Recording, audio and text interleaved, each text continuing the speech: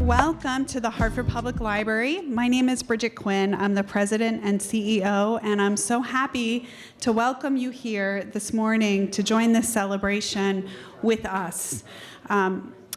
The celebration of Dr. King's legacy is something that we really look forward to celebrating every year, and it offers us such a powerful opportunity, especially this year, celebrating young people, to learn about the impact of his work and how we can continue to build a more just and inclusive world and a more inclusive and just Hartford community for those of us who go to school here, who work here, live here, play here, and because it's our capital city and such an important part of our state.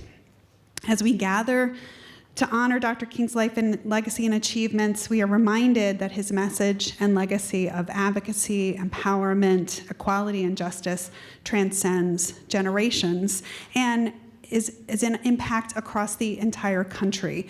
It's not just that his work was impactful in the South, right? It was impactful up here in the North, and Dr. King visited Hartford 5 times.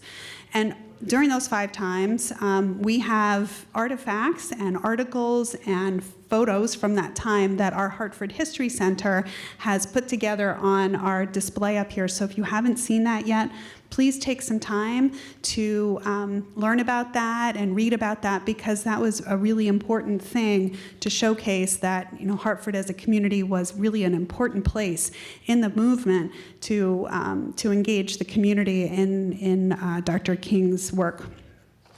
And this event is a celebratory event, and again, it's not just about remembering the past, it's about inspiring the future. And you are our future. Grace Academy, you are our future. The Bloomfield High School Gospel Choir, you are our future. You are helping us to create the world that we want and we need. Dr. King believed in the power of youth to shape society and change the world, and today that's a celebration of what we're doing and how we can contribute to that. And at the Hartford Public Library, our role is to be the place or a place that helps to support you in that, whether it's a place to gather, to study, to reflect, to research, to create, or to connect. We're here because of you, and for our community.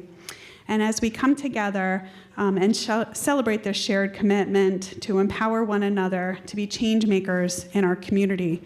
And we don't do that alone, right? We do that together as partners.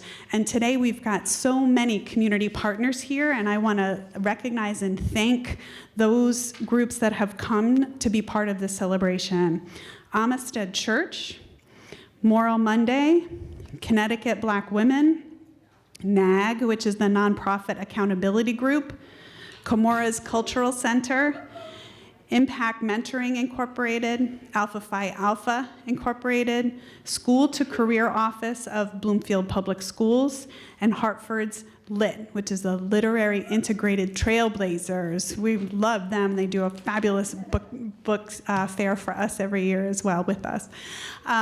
So thank you so much for being here, and I'm really looking forward to this celebration because now we are in for a wonderful presentation from the Bloomfield High School Gospel Choir. So please help me welcome these talented students.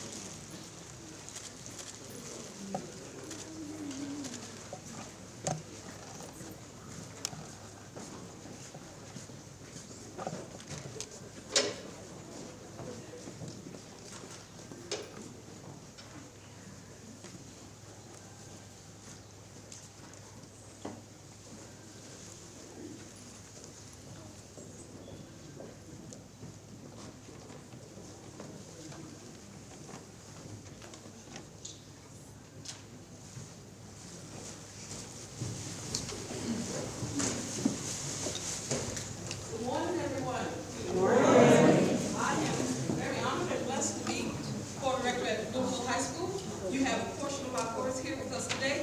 This is what I call the select chorus. And we're going to start by honoring Dr. King with a spiritual called Children's Gold. This is our portion of our women's chorus. Our brothers over there, they're going to be clapping along with us, but we're going to start with women's chorus, Children's Gold. All right? So, you guys ready? Here's what you need to reach.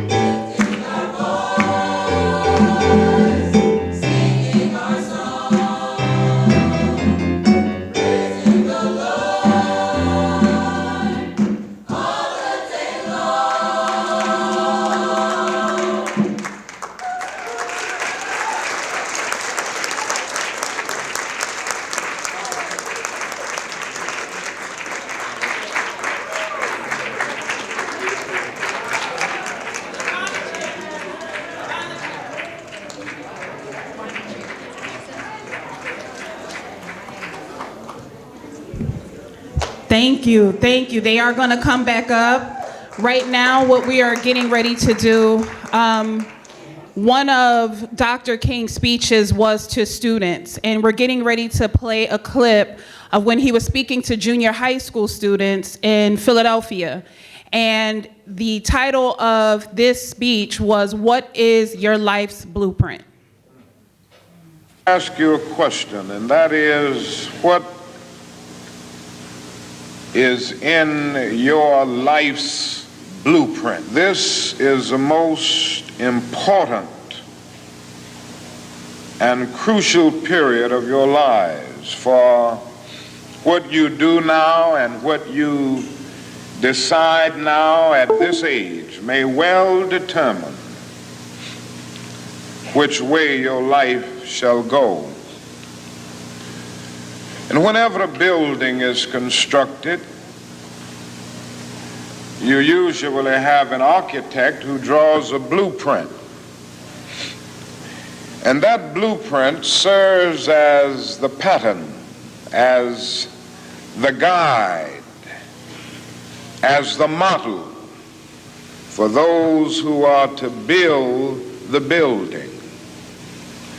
And a building is not well erected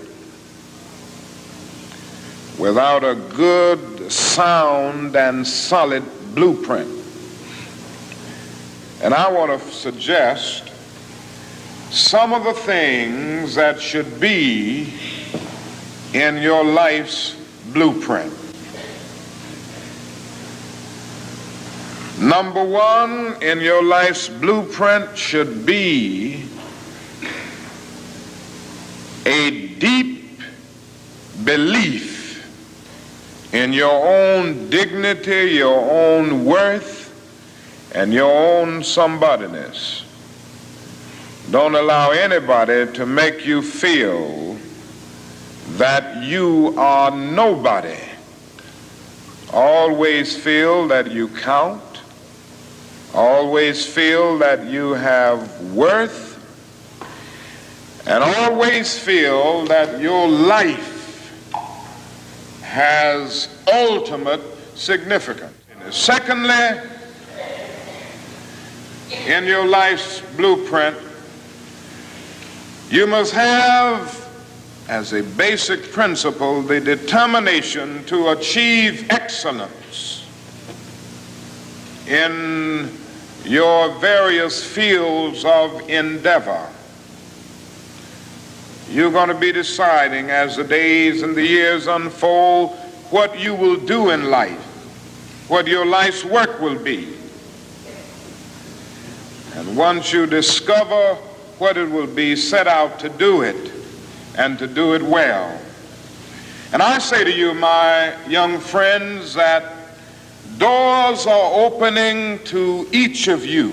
Doors of opportunity are opening to each of you that were not open to your mothers and to your fathers. And the great challenge facing you is to be ready to enter these doors as they open. And so I would urge you to study hard, to burn the midnight oil. I would say to you, don't drop out of school, and I understand all of the sociological reasons why we often drop out of school. But I urge you, in spite of your economic plight, in spite of the situation that you are forced to live so often with intolerable conditions, stay in school. And when you discover what you're going to be in life, set out to do it as if God Almighty called you at this particular moment in history to do it. Set out to do a good job, and do that job so well that the living, the dead, or the unborn couldn't do it any better.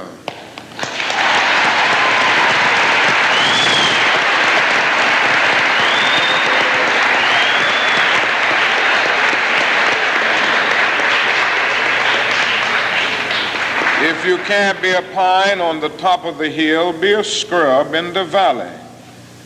But be the best little scrub on the side of the rill.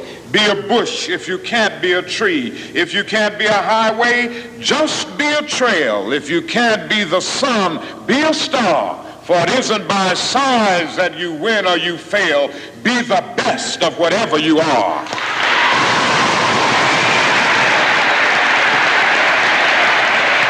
And finally, in your last blueprint, must be a commitment to the eternal principles of beauty, love, and justice. Don't allow anybody to pull you so low as to make you hate them.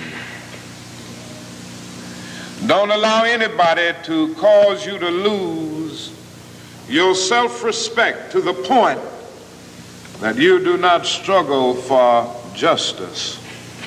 However young you are, you have a responsibility to seek to make your nation a better nation in which to live. You have a responsibility to seek to make life better for everybody. And so you must be involved in the struggle for freedom and justice. Now, in this struggle for freedom and justice, there are many constructive things that we all can do and that we all must do. And so our slogan must not be burn, baby, burn. It must be build, baby, build. Organize, baby, organize.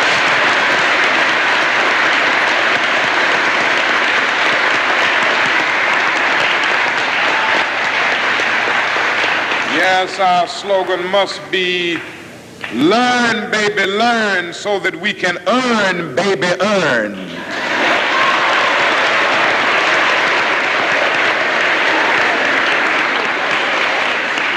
And with a powerful commitment, I believe that we can transform dark yesterdays of injustice into bright tomorrows of justice and humanity. Let us keep going toward the goal of selfhood, toward the realization of the dream of brotherhood, and toward the realization of the dream of understanding goodwill. Let nobody stop us, but we must keep moving. We must keep going. If you can't fly, run. If you can't run, walk. If you can't walk, crawl, but by all means, keep moving.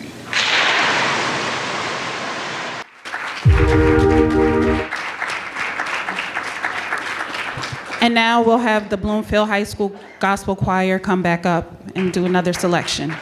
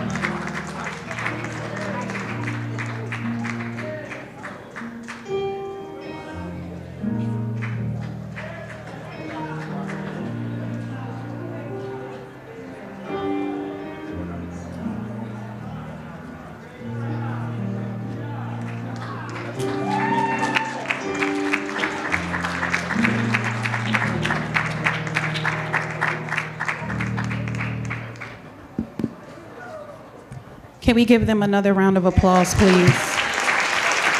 Absolutely amazing. The theme of this program is to inspire and to encourage and empower younger generations. But if I'm being honest, the people my age and older are feeling very much encouraged and empowered and inspired by the youth today. So I am really, really grateful for seeing both Grace Academy here and to have Bloomfield High School here. We are now going to have a community conversation. My eye doctor told me that I'm getting older, and that's why I have to take my glasses off to see things. You didn't have to laugh. It wasn't a joke.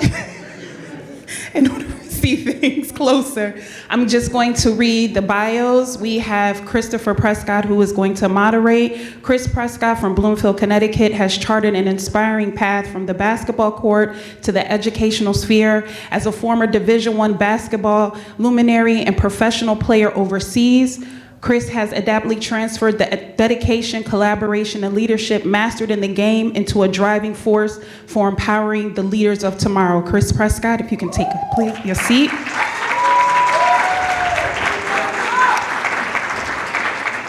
Chris Prescott is also here on behalf of, let me get it right, School to Career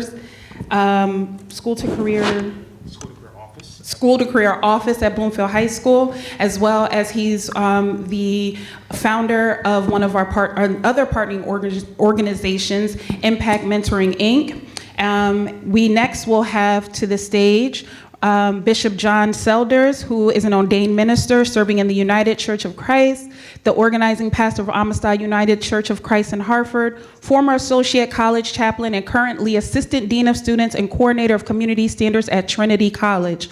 Bishop Selders has exhibited extraordinary commitment and dedication to a number of efforts that have afforded him the opportunity to travel across the country, speaking, lecturing, and conducting workshops in the areas of race, oppression, and reproductive justice. He is a teacher, a lecturer, workshop leader, an HIV and AIDS educator, and activist with numerous citations for his works. Please join us on the stage.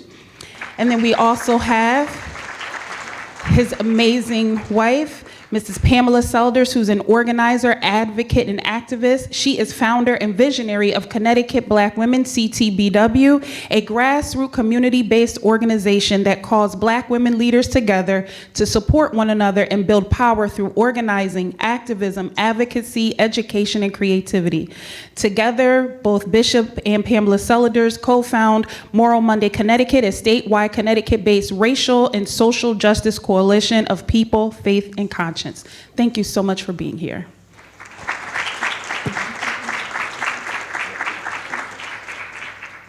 Yeah, good morning, everyone. All right, it's an honor to be here as we gather not just to reflect on the life and legacy of Dr. Martin Luther King Jr., but to reaffirm our commitment to his ideals.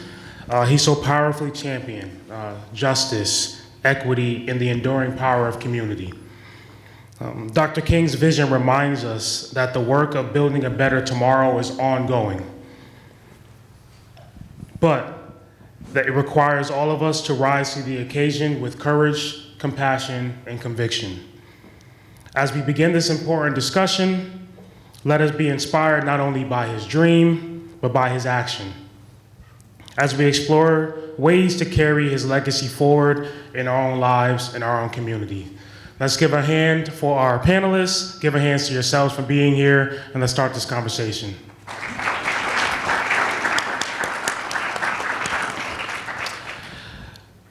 What aspects of Dr. Martin Luther King's teachings do you think resonate most with the challenges our community faces today?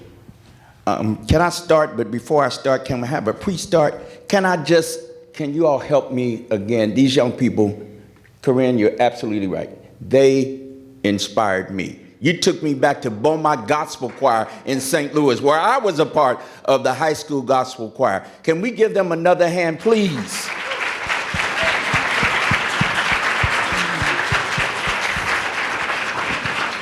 The friends I made in my gospel choir are still my friends today, something years ago, later. They're still my closest friends. So value this time, young people. You hear me? Value this time, because these are the folk who will carry you on when nobody else knows. You can say, you remember when? Right. Thank you. Thank you. No problem. All right. Dr. King. So one, I have to say that my life has been shaped largely in what it is that I do today, within the context of what he symbolized, what his work was, and what it is that I do today. I have a model. And so for me, what resonates most right in this moment is that he said yes. Because a whole lot of people say, I see what needs to happen, but I ain't doing that. Right? And so for me, he went to school. He graduated from high school at 15, 16 years old. Went on to Morehouse College, graduated from Morehouse College, went on to get a master's degree and then a doctorate. By the time he was 25, 26 years old, he had a PhD. All right?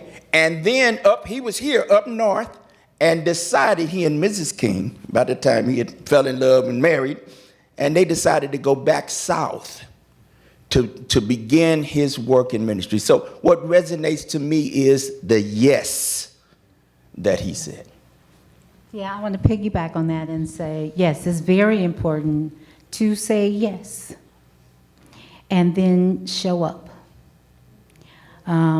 Every time you do that, that's an inspiration to, first of all, whoever you're saying yes to, and then you're there, you're present, and you're able to contribute. Dr. Martin Luther King, after he had got his degrees and he had went home, there were problems, and they were looking for someone to step into a role of leadership.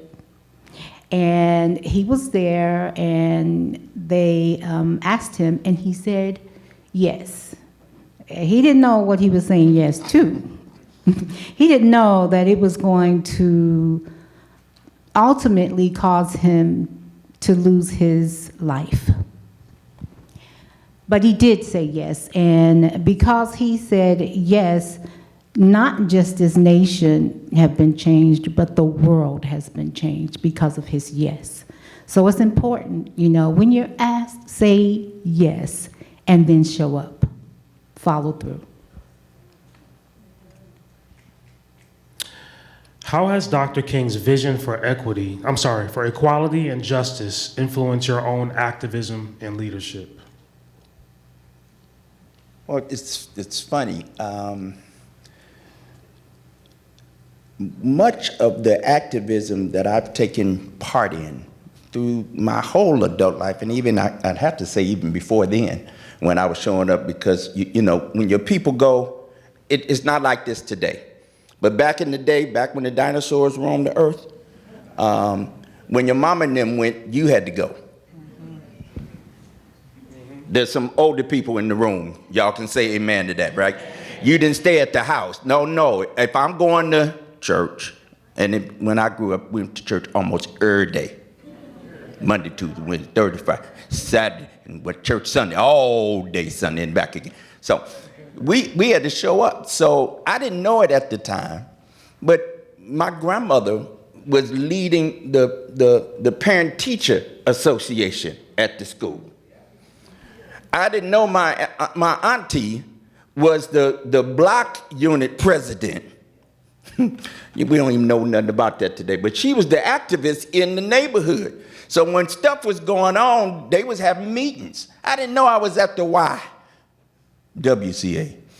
That my grandmother and my aunt helped to establish in Kinloch, Missouri. That's the town just west of Ferguson. Y'all heard of Ferguson?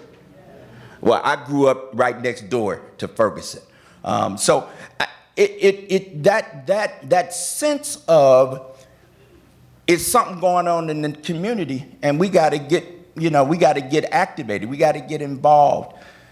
And then we had folk to look to do that. And so I would say it is in that crucible. I was raised in the 1960s and 70s. It was that was for me the crucible for which the activism that sparked in me when stuff happens here today that resonates and continues to allow for me the space to operate. So I remember Martin Luther. I remember him. I remember seeing him on television. And I remember how everybody responded to him. And I remember asking questions about who he was and what was going on. And then it was explained to me that some of the things that we were dealing with at the time, he was helping us with. He was pulling us together and letting us know that, if we work together, we could have a better experience. We didn't have to continue to suffer, and it was a lot of things that was happening at that time. And then the next thing I know, he was not here anymore. But I do remember his wife, Coretta Scott King, continuing to tell us the story of who he was and what he wanted for us as a people. So she stepped into the role of pulling us together and really doing the work of talking to community and talking to legislators and going through the process of making his dream a reality. And so that was very important to me. Touching upon civic engagement, what does civic engagement mean to you, and why is it critical for creating change in our communities? Yeah. So I'll say this a lot. What we have and what we live in today didn't just drop out of heaven. Amen. Yeah. It was created. People got in the room, out on the streets. People gathered themselves and began to make plans. So, if they did that back in the olden times, shouldn't we be doing something similar? Now, I know now we got Yik Yak and TikTok and Facebooks and X. I still call it Twitter. And we have social media where we are in conversations, and old people, if y'all ain't at least got one of these social medias, you missing out.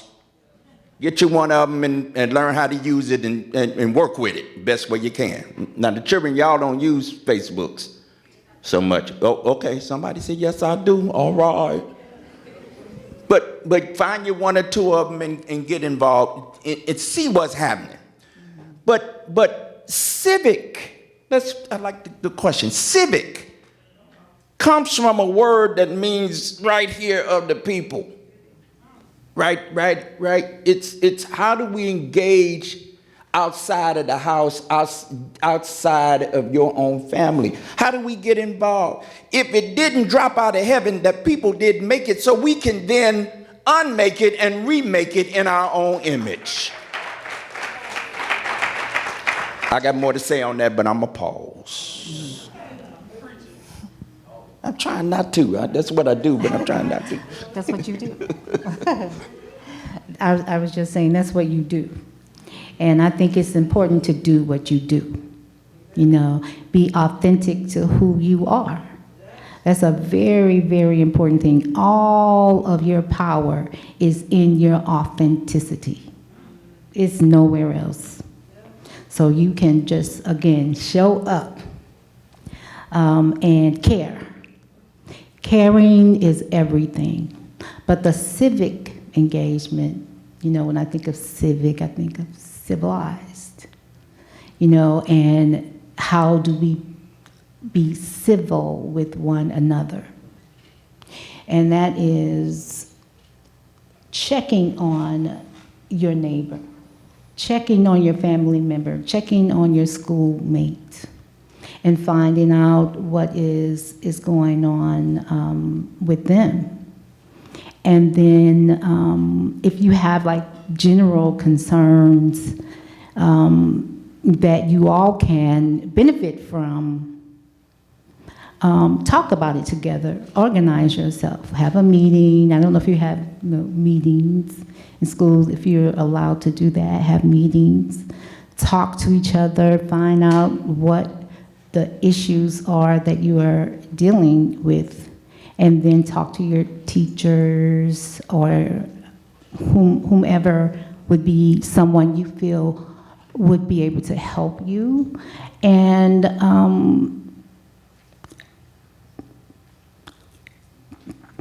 make it publicly known. So, you know, if you have a problem with your library, for example, you have a meeting, you know, and talk about what the issues are and what you would like to see happen with your library, and you do your best to make those changes and make those changes known within your school. And I'm just trying to make this appropriate for where you are within your school. You want to make those changes, and hopefully you do have adults who will be listening and trying to figure it out how to make those changes. But if you can't make those changes there, then perhaps you can if you would show up at your school board meeting.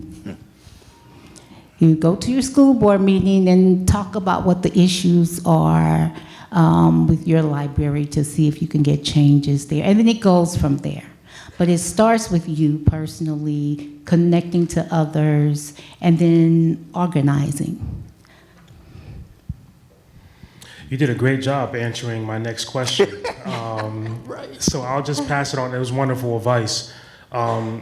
Bishop Selders, how can younger generations find meaningful ways to get involved in civic matters, especially when it comes to voting, advocacy, and public service? Yeah, so this is akin to kind of, y'all getting the theme?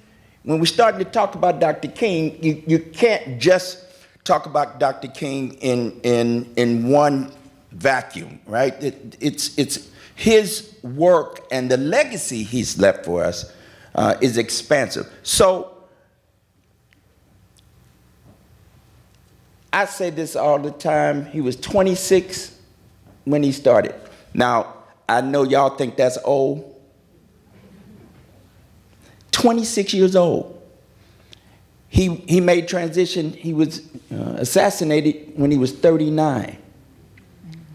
So for the folk back in the day when he was doing what he was doing, it was a youth movement. The civil rights movement wasn't for old people, it was young people. Right? So they were responding, as every generation, I think, actually has to respond to. What is the right and the wrong of our living? All right? How are we living? How you living? You have opinions about how you living.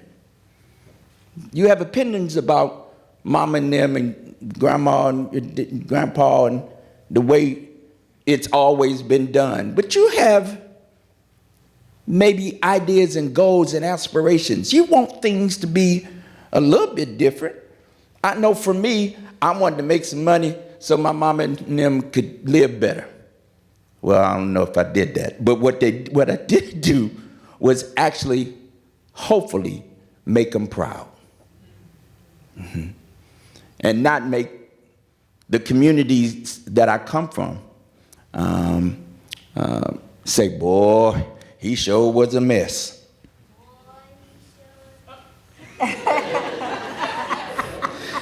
Well, they may have said that, but they also said, but he done good for himself too. Right. So I think it is appropriate, and in fact, what we are suggesting you engage in, which all of us have. What can we do to make how we living better? And that's really the call, the ask of anybody, all of us. How can we make it better? It ain't gonna get no better because you sitting there on your rusty dusty doing nothing, right? So the better comes from each of us. And I love what my beloved just said. It starts with you, but it don't end with you. It moves to your bud next door and say, you see how they doing that? Do we want that to continue? Do you want to? I'm in third grade now. Say I'm in third grade. I know it's hard, but if I'm in third grade and I don't want the library to be the same old kind of raggedy library, and I want it to change to get at least 2 computers in there, then you talk to the next and say, hey, we got to make this better for the third graders coming after us. Man, if we could gift you with anything, and I hope we can inspire you to think about the change that you want to see, starts with you. It starts with you. And I just want to add a little bit onto that, and it is specifically related to voting. So, okay, so this is my truth. My truth is I am who I am, and I have agency, meaning I have power. And I have that power because God gave me that power. God gave me that power in putting me, on this planet. As a human being, I have power. And how I choose to use my power is up to me. I can use it any way I want to. And so the way that I look at that connected to voting is, well, I'm going to take my power. I'm going to take what I want, what I'm choosing for myself and for the people I love, for my community, for my church, for everybody. I'm going to take that and vote this way, or put my power this way. This is what I want to see happen. This is what I want to see accomplished. This is what I want for, all of us. And so that is my vote. I vote that way. I vote that way. When I go to the ballot box, I'm voting on what it is that I want to see happen through individuals that you do have to check out and make sure they're going to represent that. Sometimes you don't know if they're going to represent it. They say they're going to represent it, so you have to follow through. You have to, first of all, you put your vote out there. You say, yes, I'm going to vote for you because you seem to be the person who's going to represent what I want to see in my community, in my home, in my school, in my everything. And I can do that. I just want to get back to that. I have power. Can you all say that? Okay, all right. Louder. I have power. One more time. I have power. I'm going to switch it a little bit.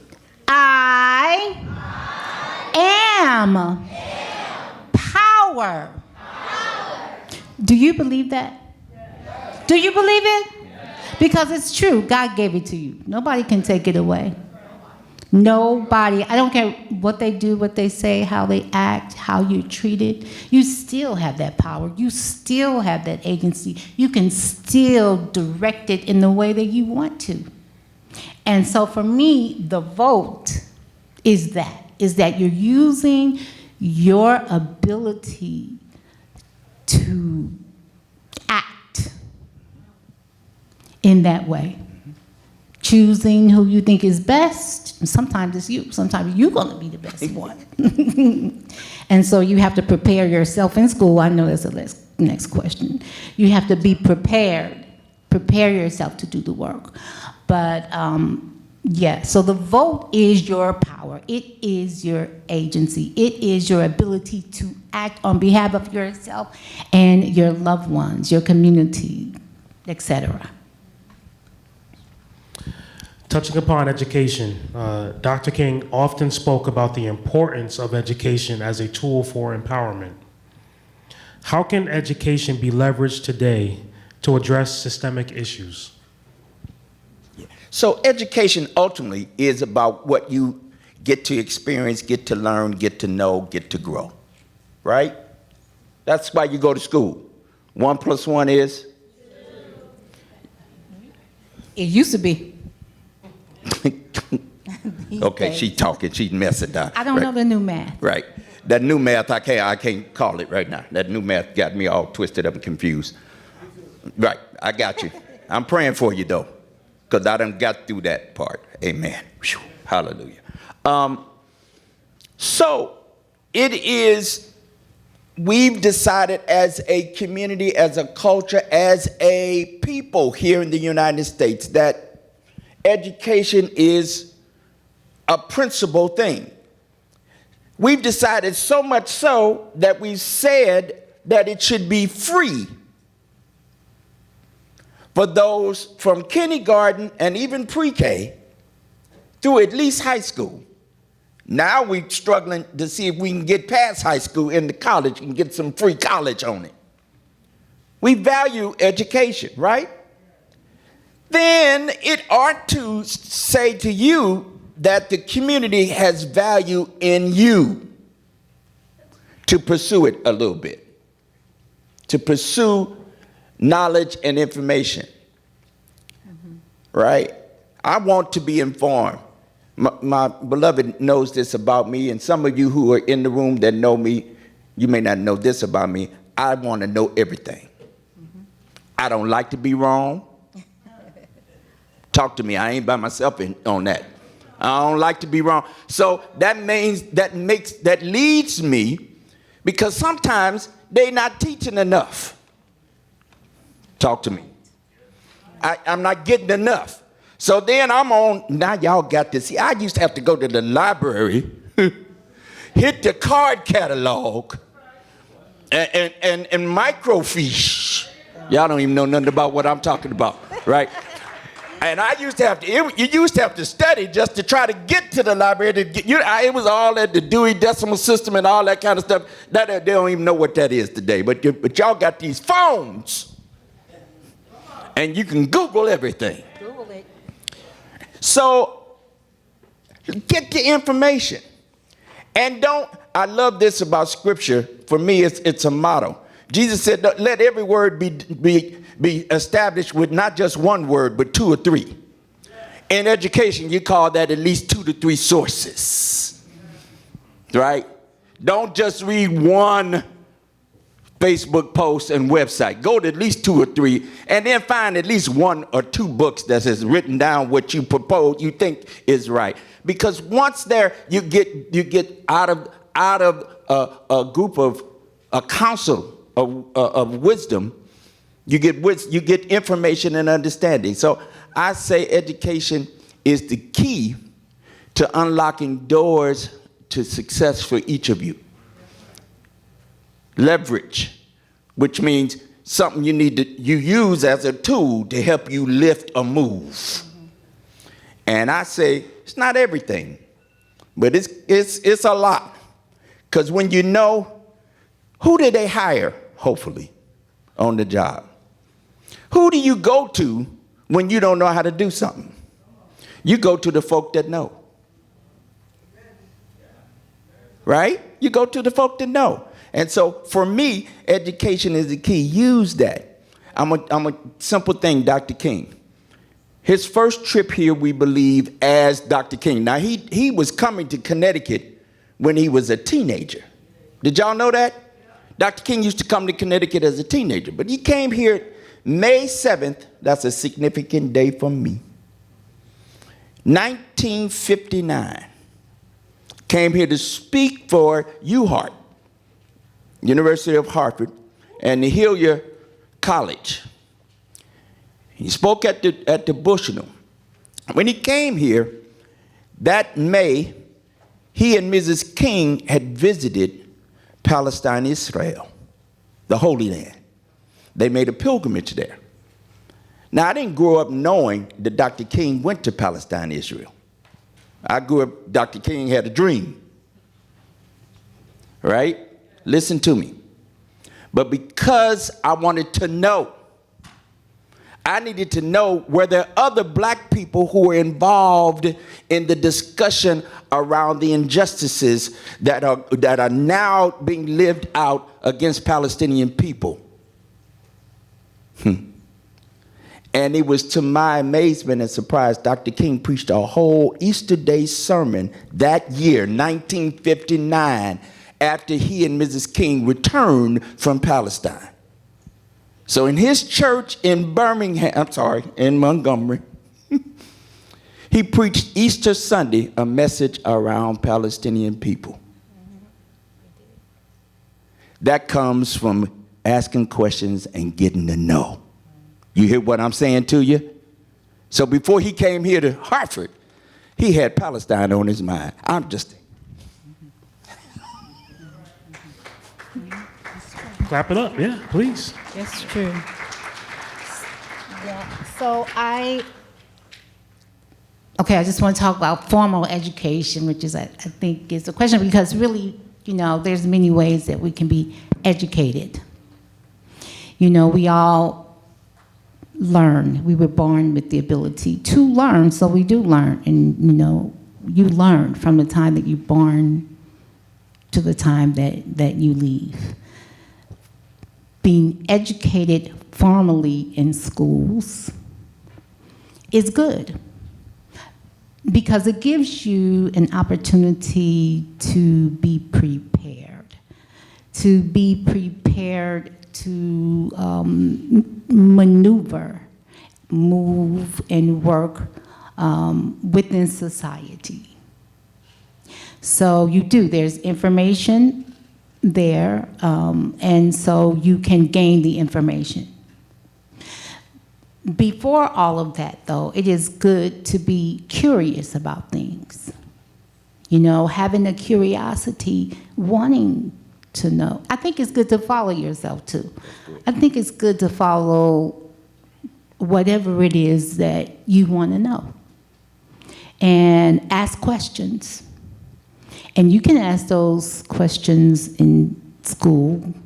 You can ask them outside of schools too, but you can ask them in school and let that help to direct you in whatever direction, in whichever way that you want to go.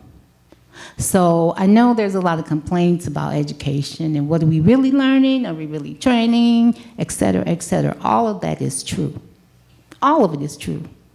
But if you are curious and you want to know, you can get the best out of that experience. In fact, you will get the best out of every experience based on your agency, your power, and your curiosity, what it is that you want for yourself. So, yes, formal education is a good process for you. It can be whatever it is you want it to be for you. So I encourage it. Sent my children to school, sent my grandchild, she's in school, she's in college. And, I'm encouraging her to be educated inside of the college And I'm encouraging her to educate herself wherever she goes. And so I'm going to recommend that you do the same. You know, if you're open to being educated, if you're curious about something, then follow that. Follow yourself in that way, and you'll be all right. What are some ways we can foster unity and collaboration across different generations in the fight for justice and equality? Yeah.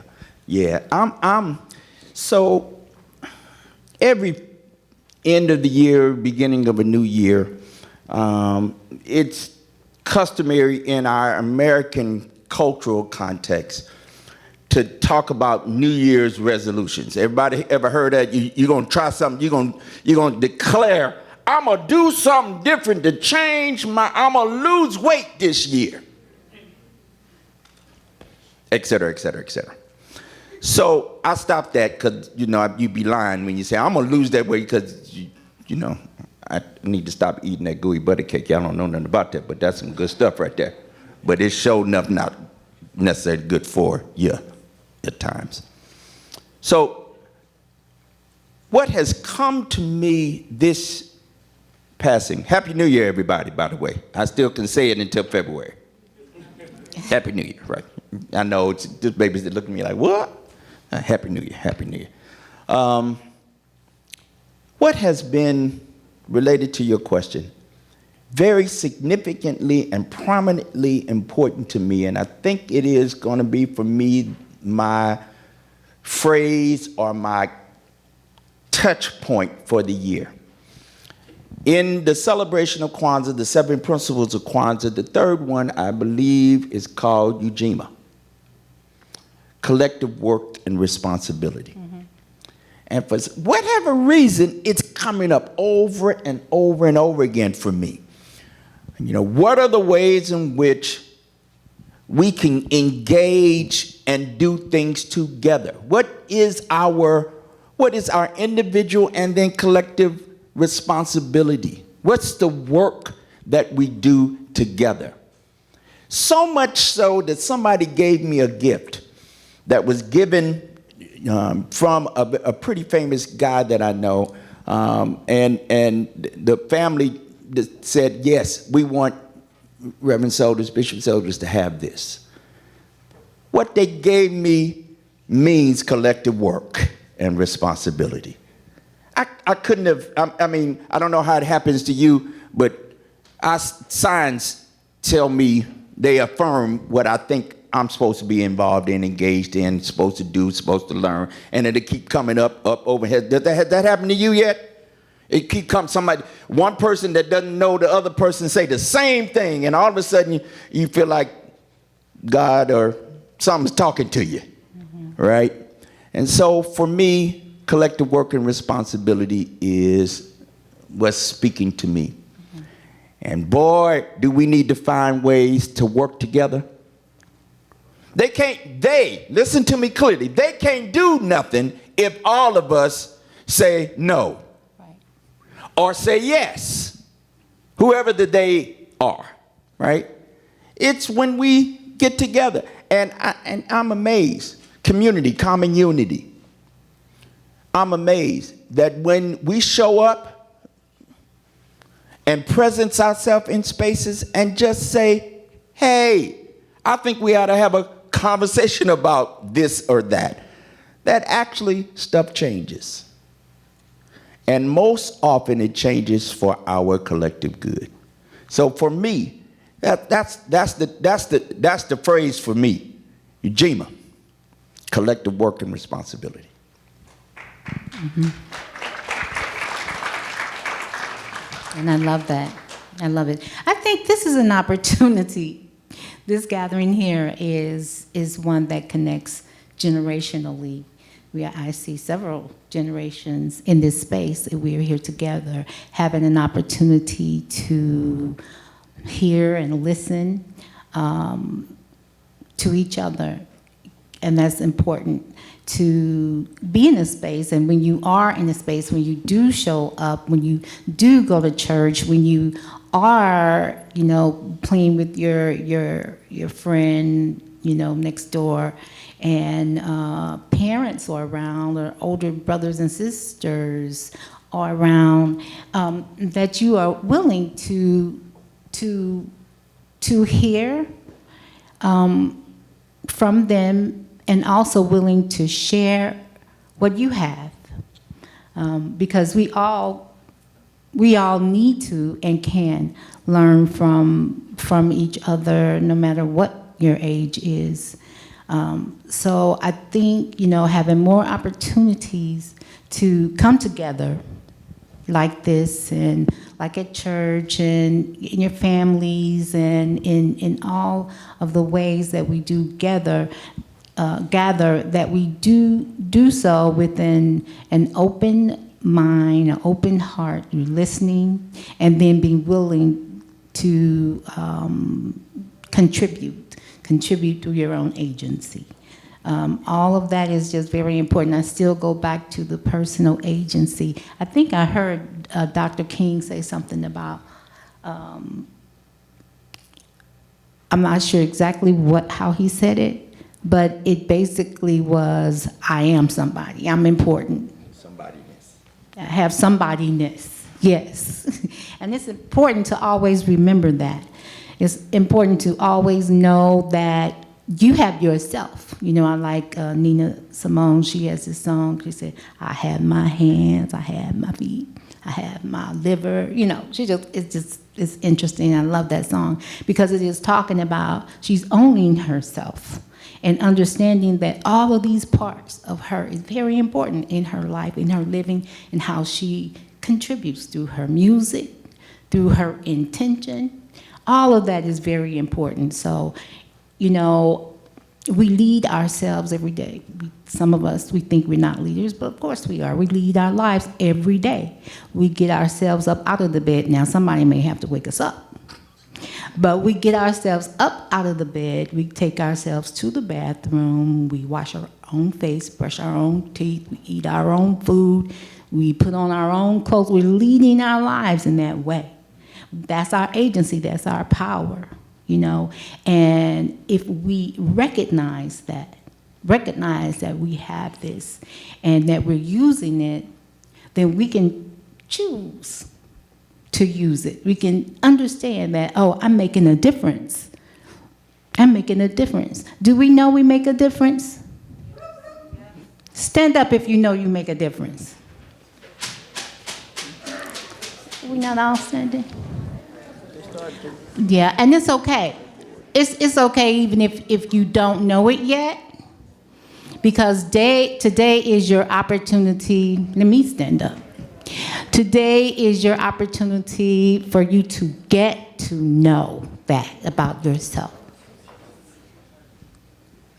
That you are powerful. Say that again. I am power. Say about it. I am power. One more time. I am power. Absolutely. Give yourselves a hand clap.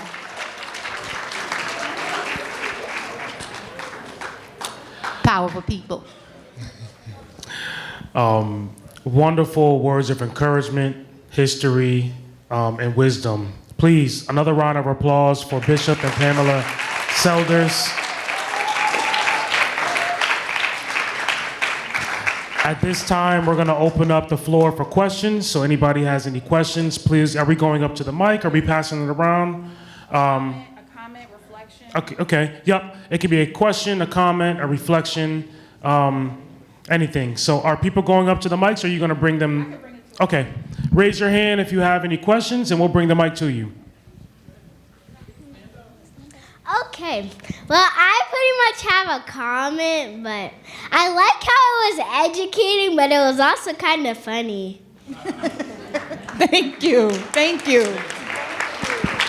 Thank you. I like that you said that. I have a question for both of you. What's your favorite speech of him? My favorite speech of Dr. King Is that what you just asked? What's my favorite speech? Well, can I say two? That Palestinian sermon he preached that not a lot of people know about in 1959 is one of my favorites. So that's one. My second one is his speech that he made on April 4th, 1967, 1 year before he was assassinated. He made a speech in New York City at Riverside Church, and the title of the speech was Beyond Vietnam, where he, in that speech, enumerated what he called the triplets of evil: racism, militarism, and materialism. And he talked about that in very, very succinct ways that I talk about today, some 50, 60 years later. So those two. So I don't know if it was a speech, but I like the letter from the Birmingham jail when he had a time to reflect on what he thought was important at that time. And it was a challenge. It was a challenge to, his friends and to, people who were supposed to be working together. And the challenge was, you're not showing up in a way that's going to be helpful to what it is that we're trying to accomplish. So getting civil rights, very important. But so he was talking to white people in particular at that time, and others. But he certainly was talking to white people and saying, don't be middle of the road. We need you to be, to show up fully engaged and caring, really caring about what it is that we're doing here, and not just consider what we're doing a good cause. Because a lot of times people do work because it's a good cause. But it is not where their heart is, it is not where their passion is, it is not where their full agency is. It is not where they're using their full power. So if you're not using your full power, if you're not in your full authenticity, then you will accomplish something that's less than. And he was having a problem with that, and he was just telling them, we need, you because of that, you are like worse than the ones that are absolutely against us. Okay, I'm done. I'm happy to have been here to experience this and to look around the room and to see all the power that's here, and that they're talking about the power. And the power is, like she said, you, and you make the power work. And I say that each one of us will look to our brother or sister and each one teach one. Because some people, they don't get to have those experiences. We're all in different places and different walks of life. And here, we're different ages. And we have so much to bring. I'm a great-grandma, and my 9-year-old told me one time, she said, she asked me a question. I said, well, I don't know. Let's look it up. Let's check it out. She said, Grandma, you know everything. I said, no, I don't know everything. I said, let's look it up. So we do that a lot. On the other hand, another time, she told me, Grandma, you don't know a lot of stuff. Because she was asking me about today's music. And Grandma, you don't know a lot of stuff. So I'm looking at her like, okay, tell me about the stuff, like he said. So each one, please, teach one. We are our brothers and sisters keepers. All right. Thank you. I have time for maybe like 3 more. No, I just wanted to ask, when did he come to Hartford? Like Martin Luther King? Like what time? So from 1959 to 1967, he was here 5 times, we know of. I think there were probably several more times that there weren't public meetings, but he was here. He had a buddy here. He had a friend, Reverend Battles, who was the then pastor of Olivet Baptist Church. So he came to Hartford specifically, Mount Olive, I'm sorry, excuse me. Mount Olive. All right. I think there's a Mount Olive member over here saying, that's Mount Olive. I know. I stand. And then I'm going to go to that side of the room. I just want to say thank you for coming today. And I like one thing that your wife has said about your power is like, oh, when you get up in the morning and you're able to go into the bathroom and you wash your own face, you brush your own teeth, and some of us don't have our own teeth, you older people get what we're saying.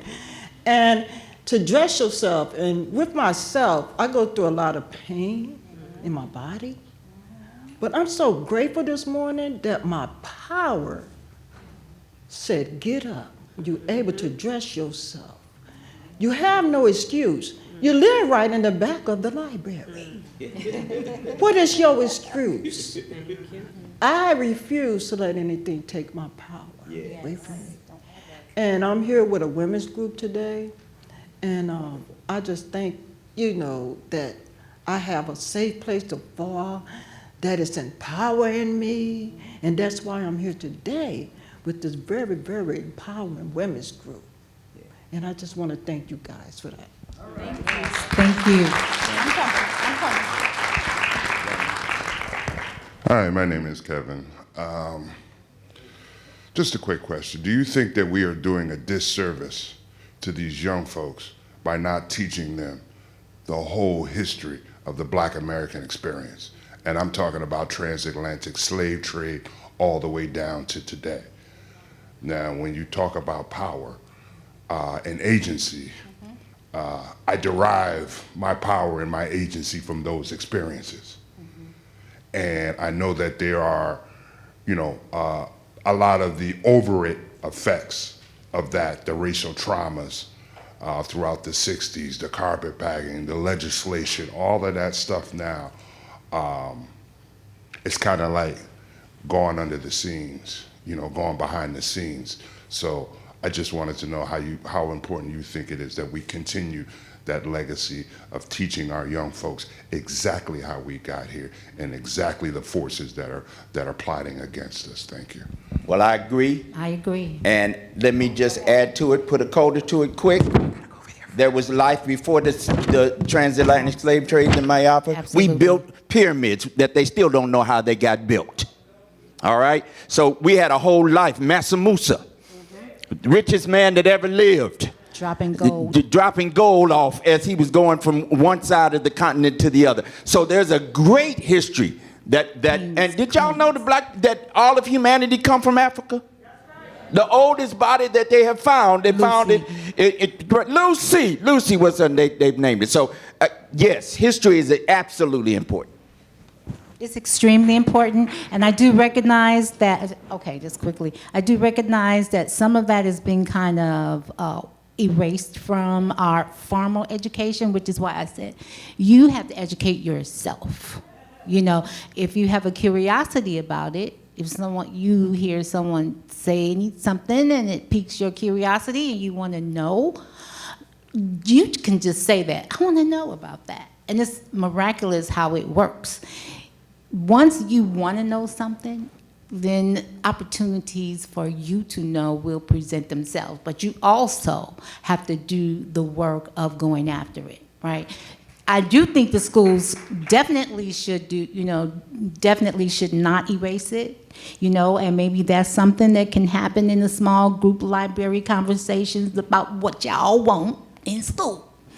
But yes, it's important that we know who we are historically, because it tells us who we are today, and it can point to our future, which is the Sankofa experience. And that Sankofa is this African kind of make-believe bird that looks back at our past and gets that information and that knowledge and that wisdom to help us with our present to move us forward to the future. So you can look that up, the Sankofa bird. Look that up.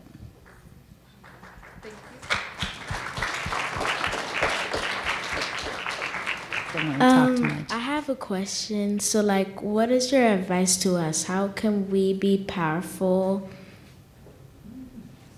You're being powerful now. You know why? Do you know why? I can't really see you. So. Yes. You do know why? Yes. Why? Because I stood up and took Exactly. And that's how you use your power. And that's how you show up. And that's how you say yes to whatever part of you was like, I may not want to say it, but you did it anyway. You pushed past whatever that was and you did it. That's power. Thank you for demonstrating power. Unfortunately, that's the last question. I just checked the time because I know we have to make sure that Bloomfield High School gets out of here and gets on their bus on time. So we have to move on to the next thing very quickly. First of all, I want to give them another round of applause. Thank you so much for sharing with the younger generations. It is very important to me, this experience. This is like 3 generations. You have the Selders, and then you have Chris Prescott, which is another generation, and then you have the youth almost sitting at the feet of the elders getting these stories and this very important information. Next, we're going to have a reading from one of Dr. King's speeches from Kimora Harrington, who is with one of our partnering organizations that are back here. So please make sure you take time to visit all of the partnering organization tables back here. She's with Kimora's Cultural Center. Corner. Sorry, corner. It's not a center, it's a corner. Hello, beautiful humans. This has been wonderful and great, and I've got to acknowledge, we've acknowledged all the youth. I really need to acknowledge Anu and Tony Meyer's group that showed up. They sponsored our Kwanzaa this year. That was wonderful. But they bring folks out to connect, and this is what needs to happen, because her group is women of a certain age, and I can say that because I'm a woman of a certain age as well, and y'all are young. And it's great that we're in the room together, but what they received is not what you received. And what you received is not what they received. And when y'all can get together and talk about it, that's when the magic happens. So make it to my table, because I've got some stuff that'll help you get there. But please, and Tony, thank you for your work in my city. Thank you for your work in my city. I want to start with what is, and I loved all of this, right? Because we have all been fed, I have a dream, right? We've all been fed, I have a dream, because that serves someone's agenda. But there are other agendas and there are other views, and I'm very happy that today we got to see a different view. But my favorite King quote is, "Nothing in all the world is more dangerous than sincere ignorance and conscientious stupidity." Think about that for a second. And think about why you only know about little black boys and little white boys playing together, and not about him screaming about how horrible it is that we choose to be ignorant and play in that space. It's kind of important. But my absolute favorite Dr. King speech was after all of the wonderful stuff that we hear about. He was down in the South doing all the work. He realized that all issues, all struggles are connected. He realized that the black thing was tied up in the labor thing, was tied up in the class thing, and all of a sudden he started seeing things differently. And we're in Hartford, Connecticut. They will tell you about everywhere you came here to speak. They love They love sharing the stories about him coming here to speak. He gave an amazing interview that was called "My Dream Has Become a Nightmare." After working diligently for years in the extreme South, Dr. Martin Luther King believed that we could conquer racism and create a beautiful new tomorrow. And then he got up here to us in Connecticut and in New England. And when he experienced racism, the way that white New England practices racism on black and melanated bodies, he felt the need to revise the statement that we all know to "My dream has become a nightmare." Who here has heard "My dream has become a nightmare"? Who here has heard "I have a dream"? I need you all to take a second and think of whose agenda it serves. Little black and brown bodies in Connecticut, where the white people have fed you that they're the abolitionists making the world a better place for you. Whose agenda does it serve to hear that Martin Luther King wanted you to go to school with white kids, but not that when he came here and saw what our living conditions were, he realized that his dream was a nightmare? The more you know, y'all. So, an excerpt from that speech, and I'm a woman of a certain age, so I gotta put on my dime store glasses, because I'm also broke, because I'm from Hartford. Here we go. So, I must confess that dream that I had that day has in many points turned into a nightmare. Now, I'm not one to lose hope. I keep on hoping. I still have faith in the future. But I've had to analyze many things over the last few years, and I would say over the last few months. I've gone through a lot of soul-searching and agonizing moments. And I've come to see that we have many more difficulties ahead, and some of the old optimism was a little superficial, and now it must be tempered with a solid realism. And I think the realistic fact is that we still have a long, long way to go, and we're involved in a war on Asian soil, which, if not checked and stopped, can poison the very soul of our nation. I'm not going to say that all of our problems will be solved if the war in Vietnam is ended. But I do say that the war makes it infinitely more difficult to deal with these problems. When a nation becomes obsessed with the guns of war, it loses its social perspective and programs of social uplift suffer. This is just a fact of history, so that we do face many more difficulties as a result of this war. It's much more difficult to really arouse a conscience during a time of war. That is something about a war like this that makes people insensitive. It dulls the conscience. It strengthens the forces of reaction. And it brings into being bitterness and hatred and violence. I want everyone to think about this upcoming inauguration. I want people to think about, there's something about a war like this that makes people insensitive. It dulls conscience. It strengthens the forces of reaction. And it brings into being bitterness and hatred and violence. I think the biggest problem now is we got our gains over the last 12 years at bargain rates, so to speak. It didn't cost the nation anything. In fact, it helped the economic side of the nation to integrate lunch counters in public accommodations. It didn't cost the nation anything to get the right to vote established. Now we're confronting issues that cannot be solved without costing the nation billions of dollars. It's really easy to wear a Black Lives Matter shirt. It's really hard to enact systemic change that will ruin some people's paychecks. Now I think this is where we're getting our greatest resistance. They may put it on many other things, but we can't get rid of slums and poverty without it costing the nation something. I feel that nonviolence is really the only way that we can follow, because violence is just so self-defeating. A riot ends up creating many more problems for the Negro community than it solves. You can, through violence, burn down a building, but you can't establish justice. You can murder a murderer, but you can't murder through violence. You can murder a hater, but you can't murder hate. And what we're trying to get rid of is hate and injustice and all of these other things that continue the long night of man's inhumanity to man.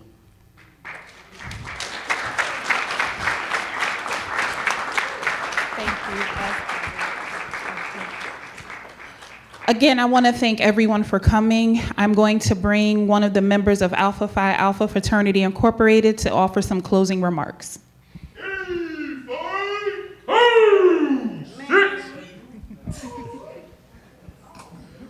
Thank you, Auntie Lisa. I hear you. So, good afternoon, everybody. Forgive me. I'm going to be brief. I do see the time.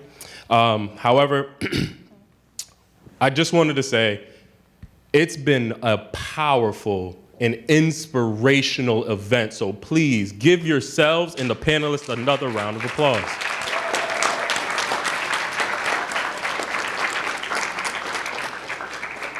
My name is Jaquan Samuels, a member and initiate of the Beta Sigma Lambda chapter of Alpha Phi Alpha Fraternity Incorporated, the first intercollegiate Greek-lettered fraternity established for African American men in December 4th, 1906 at Cornell University of Ithaca, New York.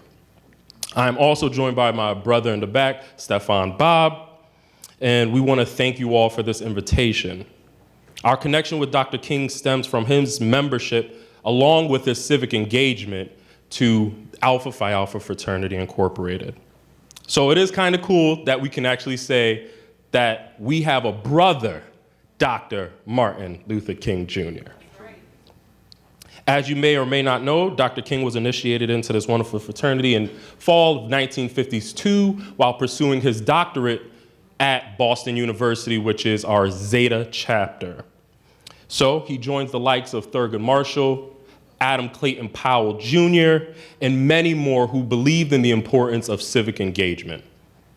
Today, we have the opportunity to continue building a better tomorrow through organization of community meetings, holding our elected officials accountable, and being the change that we want to see. Youth, you have the energy and the power and the capacity and the ability to make change today. As we've learned today, Dr. King's global impact stemmed from him being a young adult around the age of 26 years old, not too far from where we are currently, being a 31 now year-old man, but not in a different position from any likes of you. I went to Weaverford High School, same school system. So we understand the importance of gaining a collective to voice our opinions.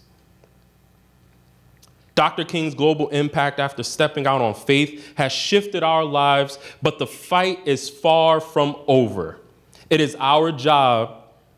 It is our jobs. It is our job. It is our job. The key word is not, it's not my job. It's not his job. It is our jobs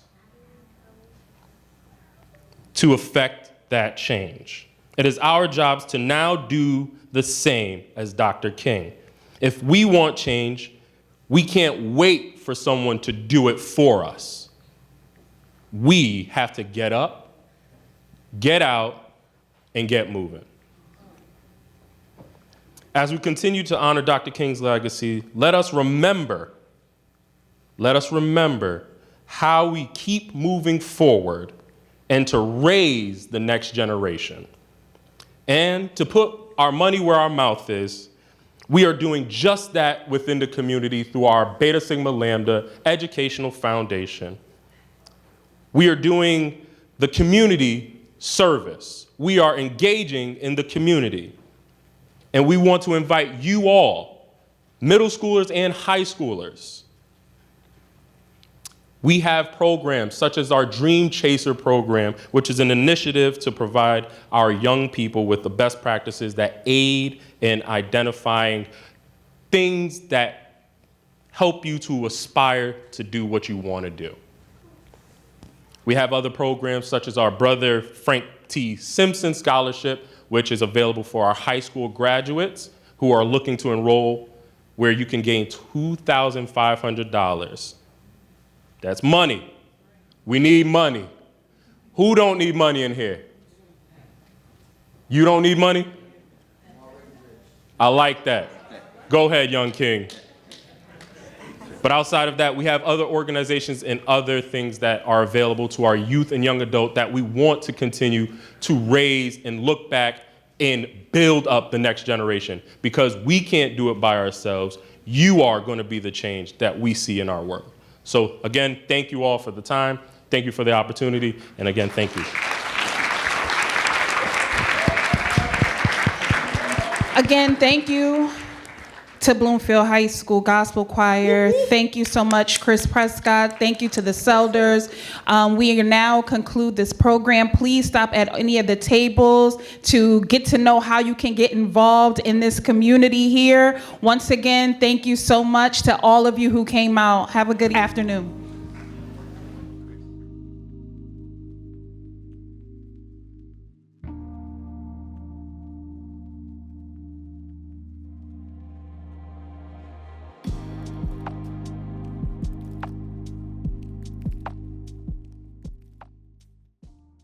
You